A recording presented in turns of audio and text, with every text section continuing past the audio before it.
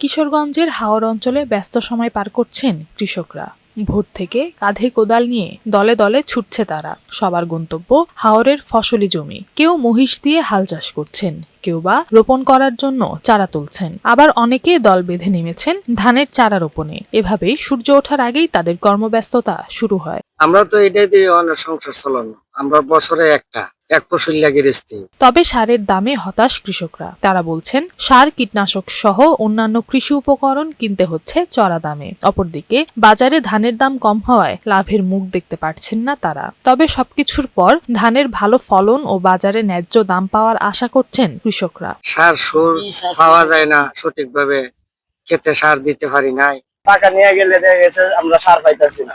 যাতে আমাদের এই কাজটা সহজ করে দেয়, এটাই আমাদের আবেদন। বড় মৌসুমে সার ও সেচ ব্যবস্থাপনা নিশ্চিত সহ কৃষকদের সব ধরনের সহযোগিতা দেওয়ার কথা জানিয়েছে কৃষি বিভাগ। এই বোরো ধানের আবাদ যাতে নির্বিঘ্নে হতে পারে সেজন্য ন্যায্য দামে এবং পর্যাপ্ত পরিমাণে সার সরবরাহের জন্য কৃষি বিভাগ সদা ব্যবস্থা গ্রহণ করে যাচ্ছে।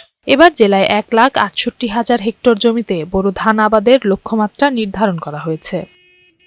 নওশীন জান্নাত, বৈশাখী সংবাদ।